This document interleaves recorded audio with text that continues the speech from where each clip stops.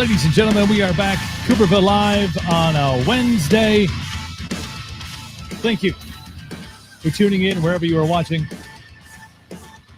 Facebook Live, YouTube, the Twitch. That's what the kids call it, is the Twitch. I was talking to my son about that. I said, is it just Twitch? It's like, yeah. Or the Twitch. We're on the Twitch. So wherever you're watching from, thank you so much for watching. Appreciate you. Joe is in the house. Already got people jumping in the comments. That's right. You can be a part of the show as well. It's an interactive experience in the comment sections of wherever you're watching. If you got questions, we've got answers. That's probably copyrighted. So, also, don't forget the Patreon. We have our Patreon account set up. Jump on there. That's where you get the exclusive audio from all of our live streams. So join on that. Link is in the bio of wherever you are watching this live stream from. Big day today. Michael, Sunflower Dead. We're going to chat it up. We're going to talk some Shiite, as he so profoundly put it in his post about the show. Talk some Shiite, which is weird because I had a Scottish guy on the show yesterday, and he said Shiite, and I'm like, you mean shit? He's like, no, I don't mean that. Like, oh, yeah, that's right. You're Scottish. That's the truth. Big thanks to Monster Energy, Monster Hydro for sponsoring the show, Monster Studios. We have a bunch of cool items coming up that we're going to be giving away via our Patreon. So if you're not a member, join. Tickets, merch. I'm thinking about giving this away too. I got this badass. See that? Like, what am I going to use this for? Unless the zombies come, I think this goes right to the head. Otherwise, nothing. I got nothing. So maybe we'll give that away. Get that stack.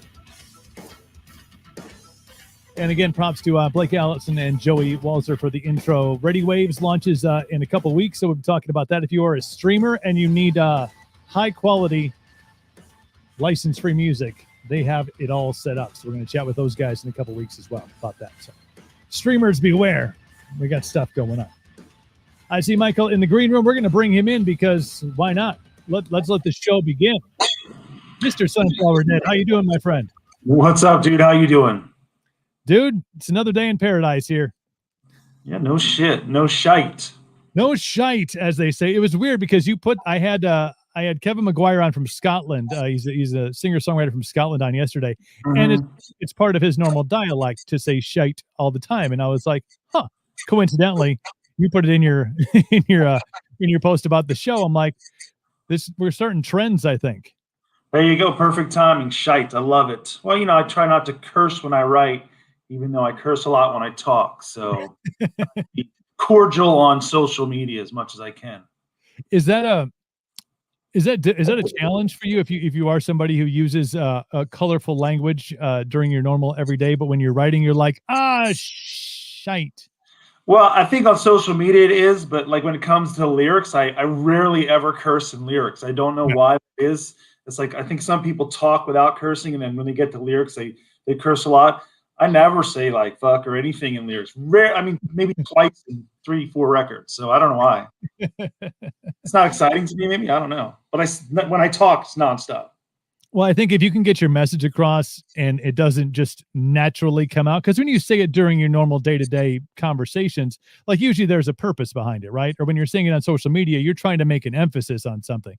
If you you can write a lyric, or you can write a song, or you can write 3 or 4 albums and not need to use that expression because it wasn't warranted during a particular song or an album. Without a doubt. And only use it when it is warranted. It means more, I guess. Absolutely. Well, I know it's been a crazy year. I know it's been for everybody. It's been a crazy year for you. You've got so many things going on, new things, and Sunflower Dead making a triumphant comeback. And so what's the last, I guess it has been 12 months been like for you over there? Been pretty all right, actually. Luckily, we're pretty thankful that, we didn't get hit too hard with things, Sunflower Dead. Obviously, all our touring got canceled last year like everybody else, but it kind of worked out because we ended up writing and recording a new record, which is completely finished, and we're really happy with it. It's our best one yet by far. Really went leaps and bounds past the last one, which was a big jump for us also. So we used the time wisely and just kind of hit away and got this new record called March of the Leper, which we are kind of itching to get out, but at the same time, don't mind if it takes a little longer to get out because things aren't really going yet, 100%. Do you feel like because and obviously you as an artist, you want to take steps every time you go from album to album, you want to, evolve a little bit, whether that's with songwriting or sounds or experimenting with some different stuff. But usually when you're doing that, you have the pressures of all the other shit that's a part of your normal year, which is touring and festivals Sure. and everything else, and making radio station stops. This is where you and I met Sure. several years back. So not to have any of those distractions or things on the calendar to really be able to hone in and focus on this record. Was that a beneficial experience for you because there was no outside pressures like we got to get this done or we have to make sure that this sounds like this? You could kind of do your thing in your own time. Yeah, I think for us it helped a lot, because we knew we had to write a record, but we had a year's worth of touring in, and we were kind of like, okay, we'll have to do a week here, do a week there. But when we literally got off tour like just about a year ago, and then the world shut down, and having all that free time really helped because we could go nice and slow and really perfect the songs the way we wanted them and not have to rush them in any way possible. And it kind of worked out. It's kind of why we didn't do any of those live stream performances and all that stuff the bands were doing. We're like, you know what, let's just focus on new music. And then when it's time, we'll approach that other stuff. So yeah, the time really helped. Yeah, I think the live stream stuff was positive and negative. There were some elements of it. I think that it was cool for fans to be able to kind of catch a glimpse of an artist kind of in a similar situation. Usually when you see a band, they have the stage, you're in the audience, and there's that dynamic that you're watching them perform. But you kind of like, hey, I'm in my living room and you're in your living room. And so there was a cool balance there, but there's also this element of it's really tough to strip down rock music. It can be done. It's been, the Nirvana Unplugged album was amazing, exception to that. But when I think Sunflower Dead, and obviously I've seen you guys live several times, that live show is like, that's what sticks in the mind, that the energy and the movement and, the theatrics and the friggin' accordion coming out. And it's just like, bam, like it's not just an oral experience for the ears, there's a visual to it as well. So you strip that stuff away and you kind of go, well, here's what it sounds like on acoustic. Just give me in here. It doesn't have that same, and you're watching on a phone or you're watching on it just sometimes it was a funky vibe watching some of those things. Even the ones that weren't acoustic, like where the bands played, full out, on a stage, and even the ones that were, edited really nice, it's cool. And, I give the bands props, giving something to their fans, but overall it wasn't very interesting to us. We talked about it and we were like, not that we wouldn't do it, full out if there was a good opportunity, but it just didn't seem like the most interesting thing. And then, you have to pretend like you're playing in front of an audience, like shooting a video where you're pretending to do it, but not doing it. And it's, I don't know. And then it really wasn't super interesting to watch, depending on how pro it was done to me for a lot of ones that I watched. So it's just kind of like cool, but bring back live shows. Right. Yeah. There's two that I watched that I thought were, again, it's a weird dichotomy because I watched Dropkick Murphys. They did the first one on St. Patty's Day last year. And I was like, cool. But you could kind of tell and you're the same kind of energetic show. You expect to see an audience there, like just losing their shit. And then they did the one this last St. Patty's Day, and they did it in the round, which was kind of cool. And I was like, it's still weird to be, screaming and yelling and, jumping around. And you're like, oh, there's just the camera guy. It's just the camera there's guy. no doubt about it. I mean, an audience is an integral part to that relationship on stage, and it energizes you when you're up there, and it adds something else that you just can't do on your own. So the audience to me is everything. You can do what you do as an artist, as a band, but that audience, no matter how they're reacting, sets the tone. Yeah. So that was just a weird, takeaway from all that. It was like, hey, cool. And you can't even even as a fan, we turned it on, on St. Patty's. We didn't go out and do the whole thing, made corned beef and cabbage, did the whole like we're Irish thing, and and had it on, but we weren't like, and it was not, we put it on the smart TV, but we weren't like jumping around and like Yeah, throwing, yeah. horns in the air. It's just not the same experience, no matter how well it's done. It's not the same experience, but I was like, thanks for doing it. yeah, I was like, oh, look, my couch. I'm just going to sit here and have a Yeah. pint and Uh-huh. thing. But I know that's an element that it's great that you had the time, I think, really to focus on the new record, and that, probably explains a lot of, there's going to be movement forward anyway, but to have extra time to do it. But how much do you miss being out in front of those audiences and doing those shows? You just start getting those withdrawals at different times of the year, and the things that the fans don't see, when you're driving or when you're in different weather and different parts and truck stops and backstage and all that stuff that they don't get to see. It's like you start like your body's yearning for that, living out of a suitcase, even though that gets tiring after a while. Like you just like, I'm supposed to be on tour right now. What am I doing? Why am I living this? I think it's called sentient life or whatever it is. It's like you need to go move. And I'm happy that we have tour dates booked for August. I'm hoping they're going to still play. It's looking like they will, but I'm just happy they're at least booked. Yeah, I got dates with the Lonely Ones, the old Bobaflex guys. Great group of friends of mine. I think you guys have a date up here in Wisconsin. So yeah, we do. We can make that journey over. Awesome. It's got to be nice to have something on the calendar. As great as it's been to be able to write this record and put it out the way you want to do it. It's got to be nice to be like, look on the calendar. If we needed more time for the record, it's been fine, but we're done. It's completely done. Mixed, mastered, finished. I'm literally waiting on the artwork, and then our manager takes it to get us a new deal, and we're done on our end. So I'm ready to rehearse. That hasn't happened forever.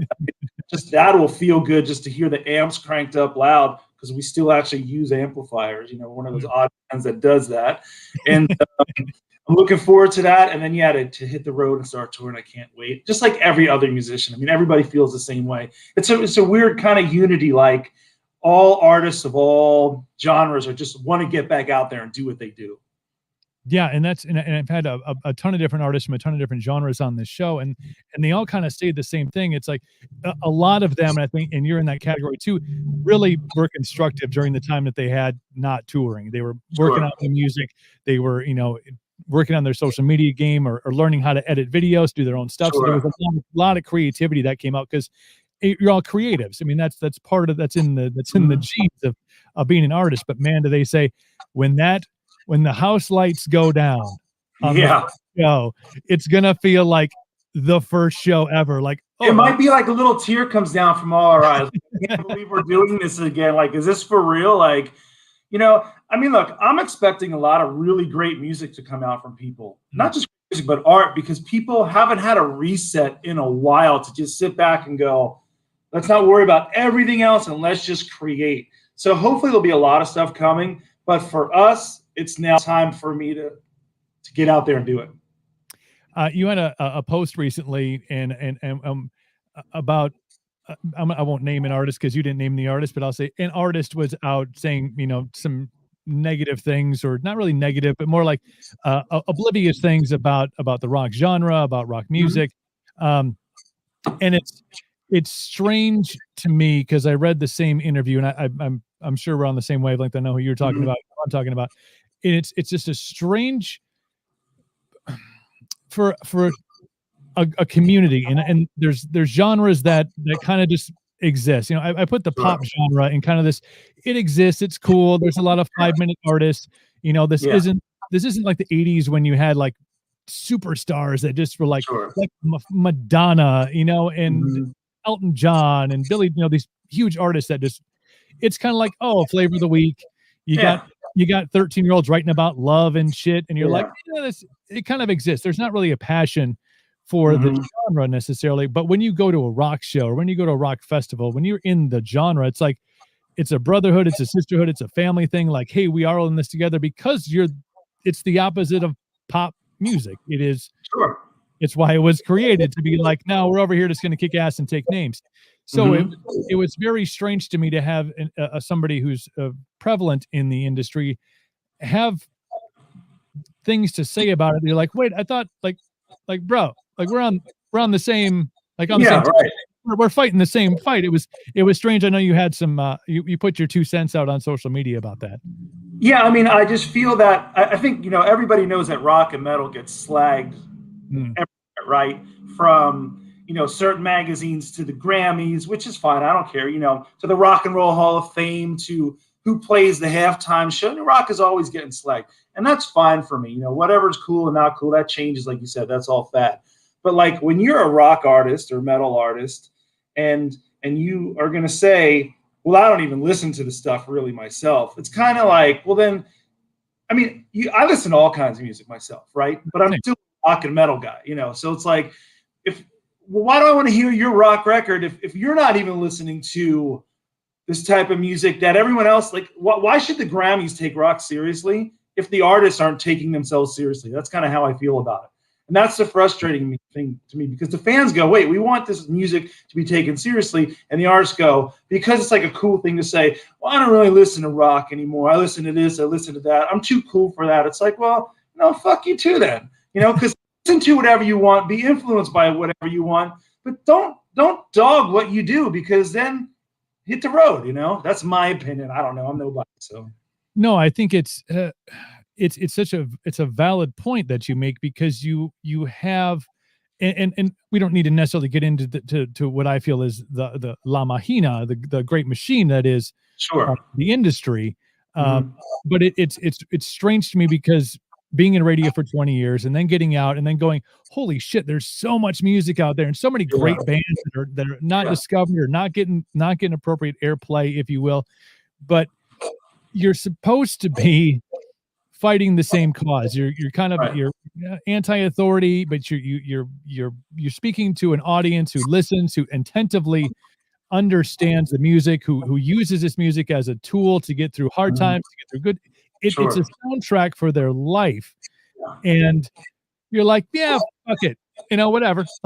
You're like, no, wait, you have to, if you're a part of the machine, and you're a big part of the machine, you're on the upper echelon, you're on the top of the food chain of the machine, and you are you're supposed to try to be like, hey, we're up here, like, let's bring the next group up, and then the group below them is like, let's bring the next group up, and then that's how the machine should function. But when you're like, kind of throwing middle fingers to everybody that's down below you, it's a weird. It's weird. Or the people that are next to you, your peers overall. Like, why would look? You can like whatever you like. You can bring whatever kind of style into your music. That's all good. We all do that. But why do it like? Look, I like rap, but I'm not a rapper. But if I was a rapper, I wouldn't diss on rap.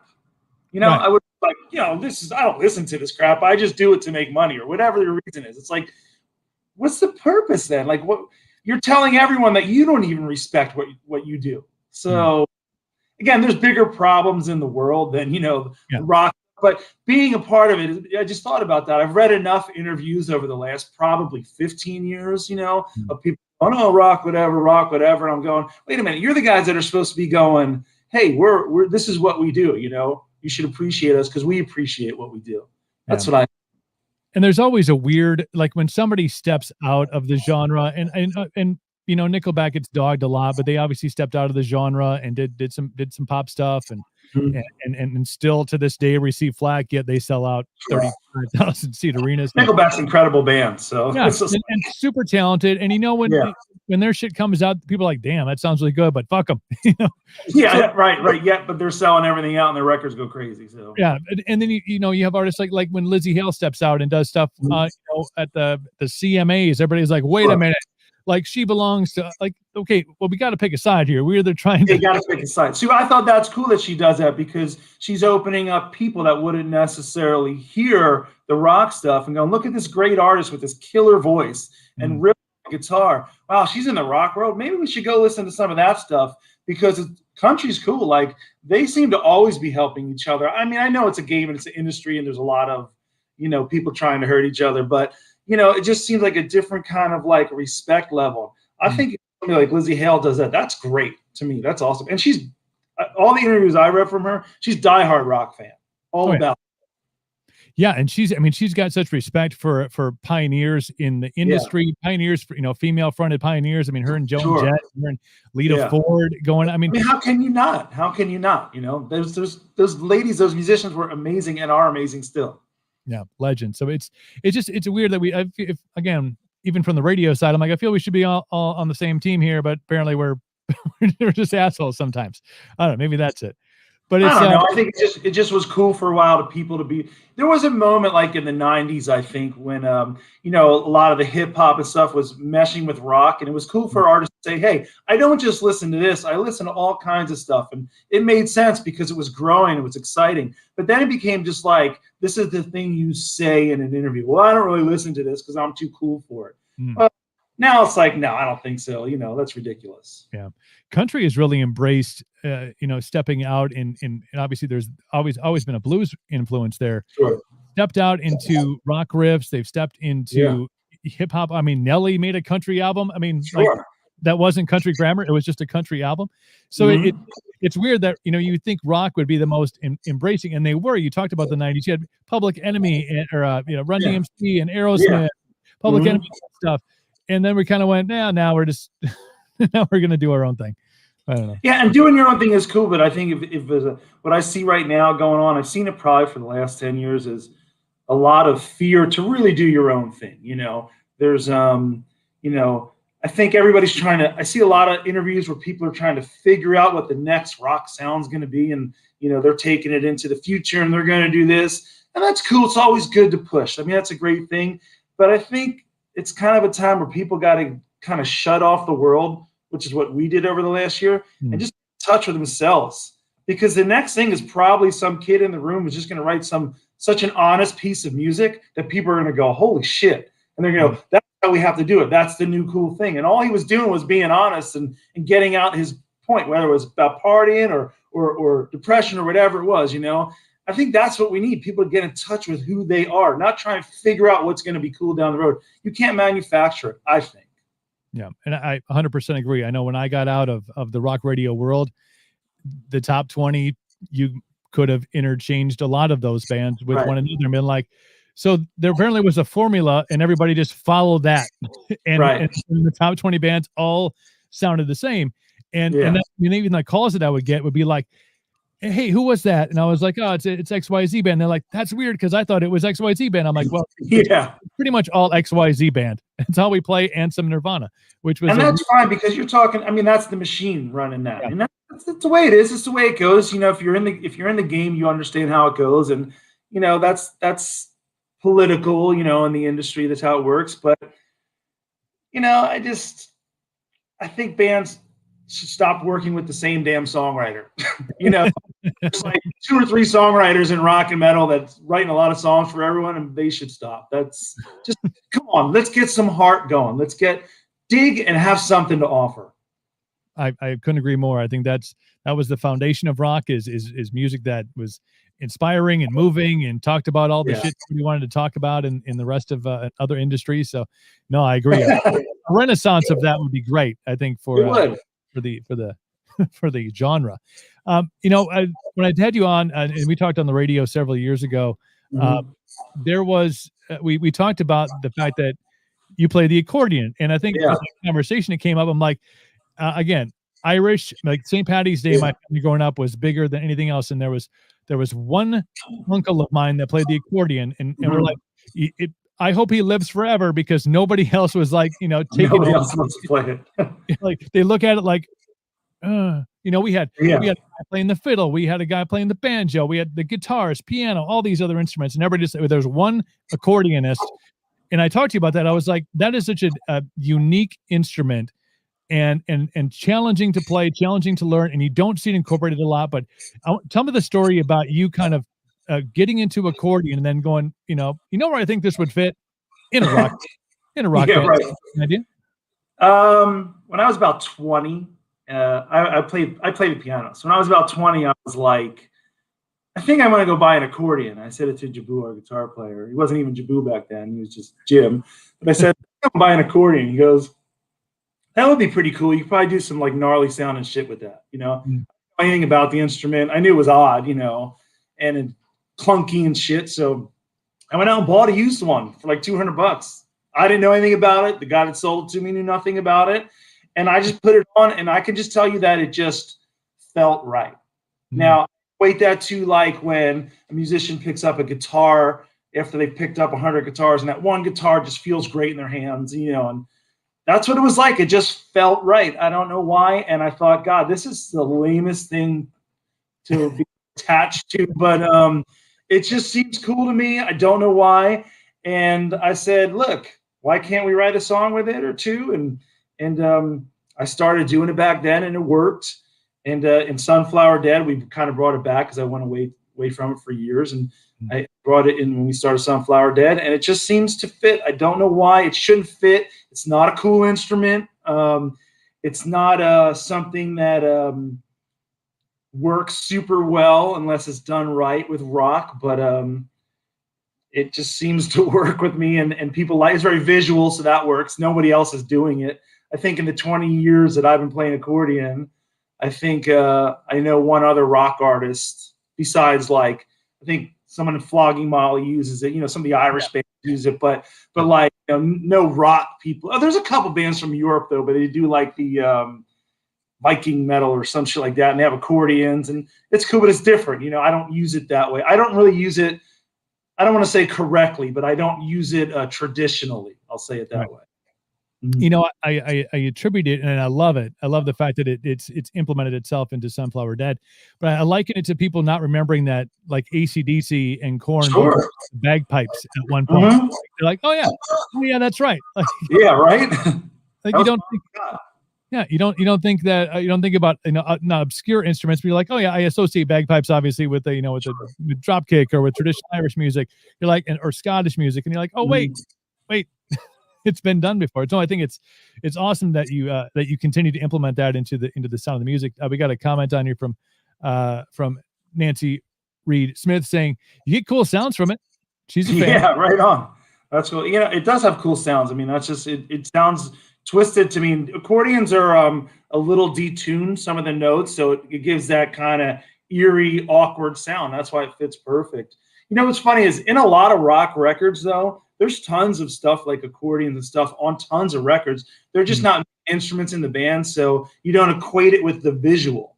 It's just what I'll actually play, and it's a visual. So because it's on tons of records, accordion, you'd be shocked, like, oh, there's a Mellencamp song with an accordion. There's this with an accordion. There's all kinds of bands have used it. It's just not the visual. Yeah, and you bring the visual to it. And I think that's that's a part of the live show, obviously, and touring and stuff. Which I know you're. We talked about those dates coming up in August and September with the Lonely Ones. Yeah. And you've been on some great tours before. I remember, I think I was watching the video. It was you and Sons of Texas doing a Pantera song together. Doing Unbroken in Flint, Michigan.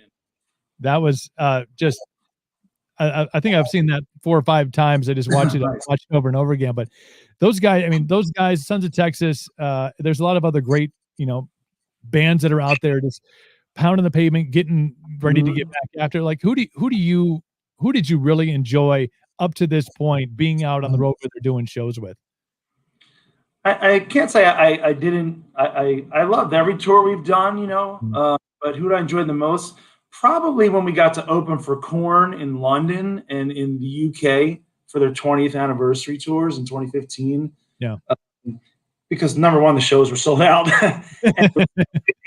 And it was in the UK, and it just was amazing to see it from that point of view, to be with a band that was so influential to me and playing the record that was influential to me, and then we're opening, and that was really cool. But then, in the US, we went out with In This Moment and Hell Yeah a couple times, and love those tours. Really every Avatar was amazing. Love being on tour with Avatar.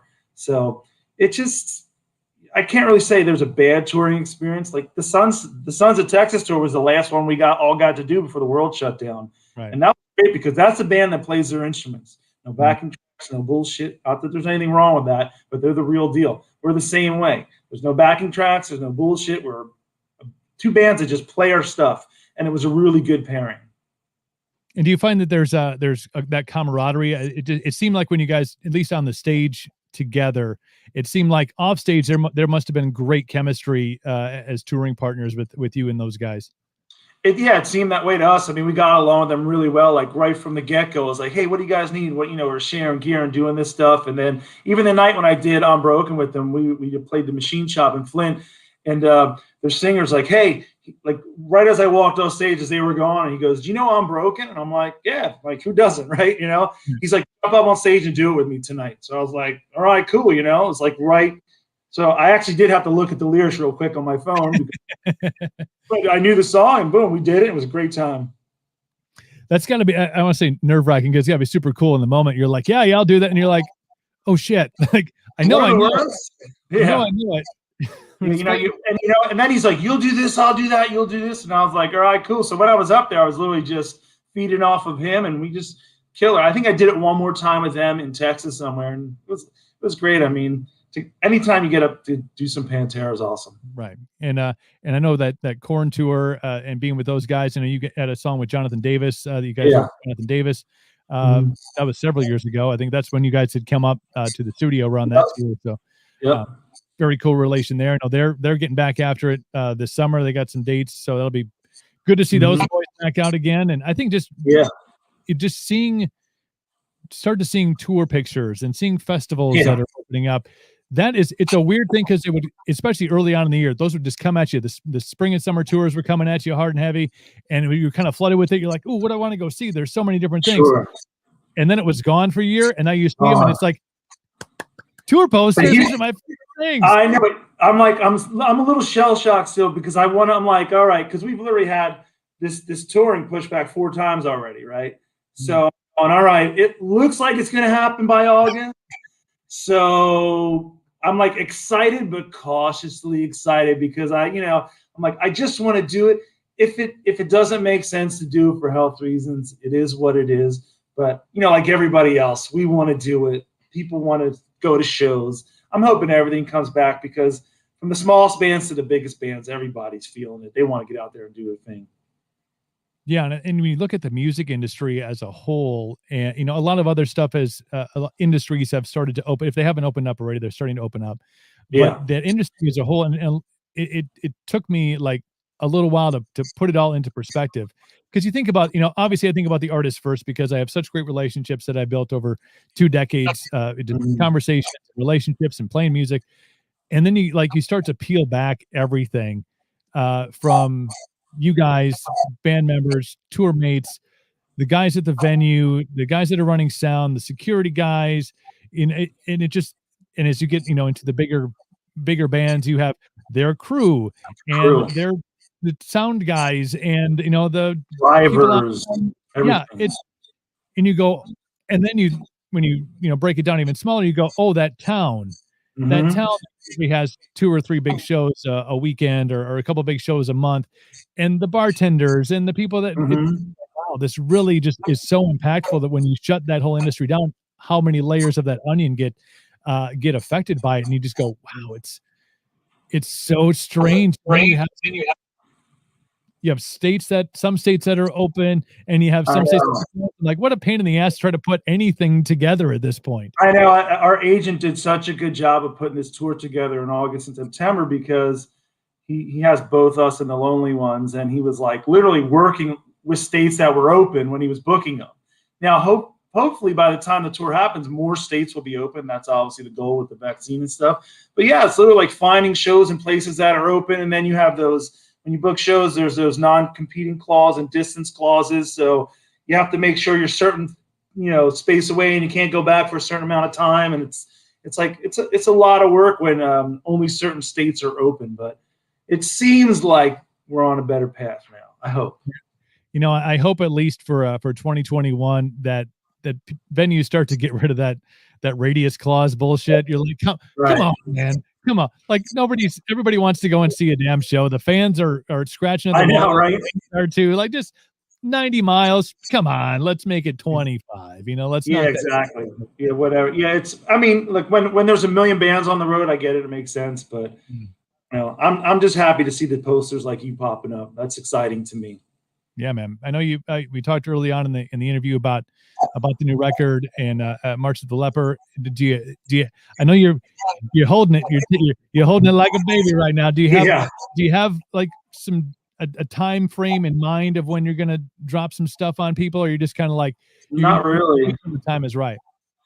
I don't know when we're gonna do it, because I won't even give it to our management to shop until I have all the pieces that I want. I'm kind of being like a Lars Ulrich this time, controlling every facet of it to so it's exactly where I want it. And then we're going to let management, take it and get us a new label if that works out. And then once that happens, then we'll kind of know when we can release a single or a song, or is the record coming out at once? Are we doing it song by song? I mean, who the hell knows how you do it, what's best nowadays? And it doesn't matter to me because I'm cool with it anyway. It's just me. I can write music. However, the industry decides is best to put it out. Great. I don't even get involved in that argument, like an album versus singles versus stream. I don't give a shit. I'm just going to keep writing music, and however the industry turns, as long as there's a way to put it out, I'm happy. I think that's a great open mind to have during all this, because nobody really knows how the right way to do it is, right? Is it the old school way of album, like full length, and you have a couple of singles off of that, or do you just kind of, start taking parse it out? I mean, nobody knows. The only thing that people know in rock and metal is you have to tour. You have to, like, touring is just a lifeblood of what we do. Maybe there's some artists that have been able to make money off, they have these huge singles and not be able to tour as much, and good for them. But the rest of us, I think the majority of us have to tour and want to tour. And they want to go out there. So yeah, and I think it's a sad story when you read that there are some artists, and this is kind of all genres, that are in a place where they're like, yeah, I guess we'll take another year off. We'll put this one out. And I liken it to a meme that I saw early on when the whole, world got shut down. And it was that whole, we're all in this together. And it was like, there's two boats on the ocean. Yeah. One is a giant ocean liner and one is a paddle boat. And I'm like, yeah, we are all in this together. But there's a different scenario for all of us. Yeah. Some people are Jack Dawson, man. They're holding on to the side of the Titanic like, well, here we go. And luckily for us in Sunflower Dead, it did kind of coincide for the time where we had to and wanted to write a new record. So it wasn't the worst thing. We weren't in trouble financially. So, like, I know a lot of bands were pushing their merch to make money during this time. I've had our merch down for a year. I said I won't sell it because I've made the decision that people out there need their money, because who knows how long, this stuff could be going on. They don't need to buy my band T-shirts and CDs and shit. That's probably, not very capitalistic of me, but I just didn't want people to waste their money on our stuff when we could survive financially and during this time and just focus on a record. And it kind of worked out. It did work out for us. I mean, it really worked out for us. This new record is fucking bitching. Yeah. I'm just trying to not be too excited about it, That's got to be tearing at you, man, because on one side you're like, it's cool. Like, however they fit. On the other side, you're like, this album kicks ass. Like people need to hear this. They need to hear. But you know what happens is in about a month, when it starts being shopped to labels, we'll be told how much we suck. It's not the cool thing. I don't like the vocals this time. I don't like this. This should be louder. All the bullshit from people that really don't know what they're doing. They probably won't have a job in a couple months anyway. But I don't want to get too excited and hype it up, and then we have to put it out ourselves.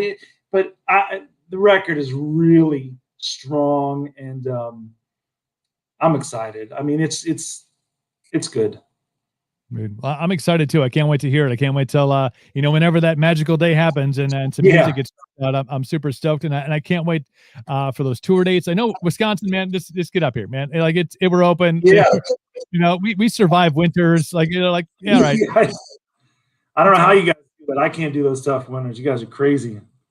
Well, it really gives us an appreciation for the 3 months of summer that we have. We're like, yes, we can go outside for 3 months, and we just really, and I've said this during when I was in radio. I'm like, we shove everything that's fun outside in 3 months. There's never a dull moment in those 3 months. So we're ready for some shows and festivals, and let's do it. That's amazing. That's a good attitude to have. I can't have that attitude. I can't do just 3 months of warm weather. I like warm weather. So no, it's weird up here because we get like this like a tease during like late February. We had, it was cold as shit and it was snowy and it was everybody's kind of got the, like, we look like we're from Boston. We're just all angry, like, and then you get like one day when it's like 60. And there's people wearing shorts. I mean, we're outside like, I wonder if we should start the garden now. And then like second winter comes and you're like, that's right. That's right. It always teases us.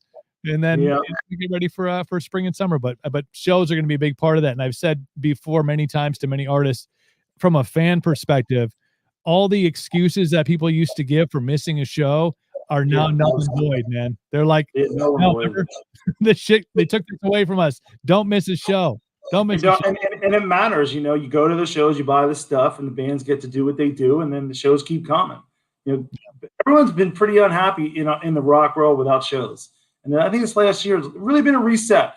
Maybe not end up being the worst thing in the world for the entire rock and metal world. Yeah, and I know that the therapeutic part of it for fans who love going to shows, that's where their friends, their family are. They meet. It's their family reunion, and they get to go and rock out and let the world go for a while. Yep. I know as much as the artists need it for a lot of those same reasons too, for some mental clarity.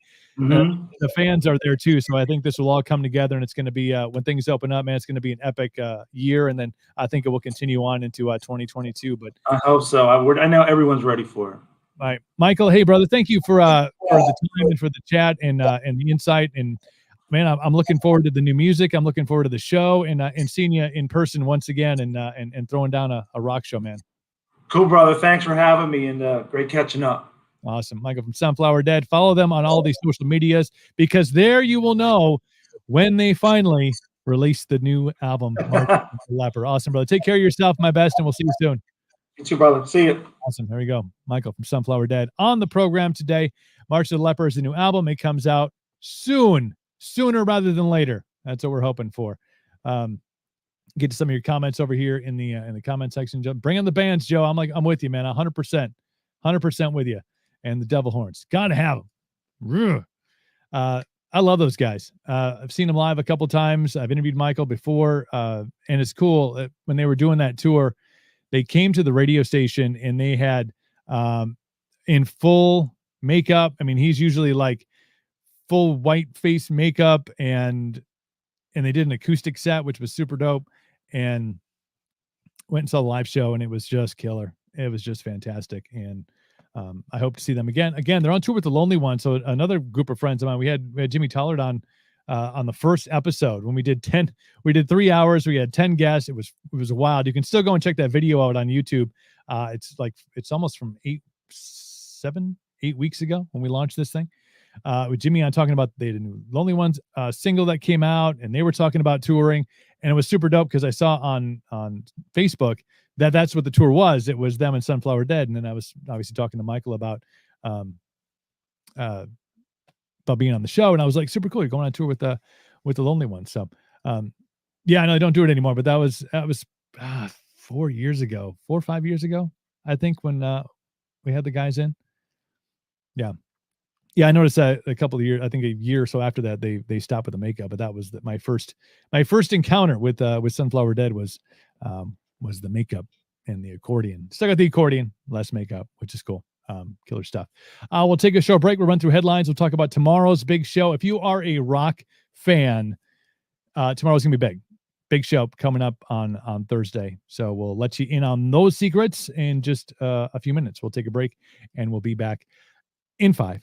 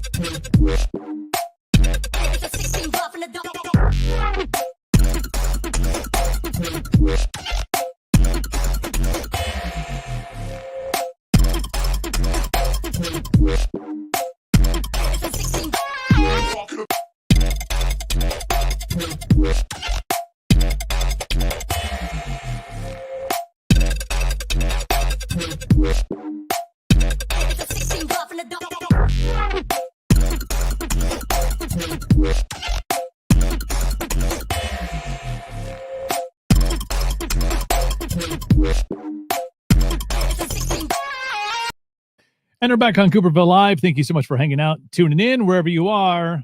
Thank you. Facebook Live, YouTube, the Twitch. We're all over the place. And if you're on an opposite one of the platforms, follow us on the other ones. Cooperville Live page on Facebook. Search Cooperville on YouTube. And then No Limit Cooper on Twitch. Those are the three places. And I appreciate each and every one of you for continuing to watch the show, continue to follow the show. My buddy Joe is in here. He's in here every day, and I appreciate the hell out of him. And for you, if you're new to the show, welcome. We do this every single weekday, Monday through Friday, starting at 5 p.m. Talk to people, everybody from Michael from Sunflower Dead, who we had on today. We had Sean Whalen on from Lions Not Sheep on Monday. And Dr. J. LaGuardia always comes on. Lots of different guests, lots of different genres, lots of different occupations. And we just talk. We have conversations because in my philosophy, in order to solve all the world's problems, you have to do it in more than 280 characters, a la Twitter. We don't solve many things on Twitter.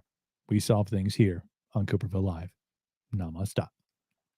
Just one news story I wanted to touch on before we wrap things up, talk about tomorrow's show. You know how I feel about the legalization of marijuana. I think it should be done because I want nicer roads, not because I partake. I have friends that do. I have family that does, and I'm like 100% totally for it. It's not my jam. It's cool. But I do see the financial benefits of it for the legalization. And I have a real problem with the way that marijuana was demonized and hemp was demonized eons ago. That has led to mass incarcerations, a bunch of bullshit. So I'm all for the legalization of marijuana. Medical, you've seen what it can do. If you haven't, Google that shit. Actually, don't Google it. DuckDuckGo it. If you don't know what DuckDuckGo is, it's like Google, but they don't track where you're. Like Facebook can't track you. Basically, Facebook, Twitter, Insta. They all track you when you're looking at stuff on Google. That's why it shows up in your damn social media feed. DuckDuckGo. Download the app. I'm not even getting paid to say that. Go download it today. The story comes from Vice. 33-year-old Quan Holt, treated like a drug kingpin. Still not indicted in any charges, but here's the story.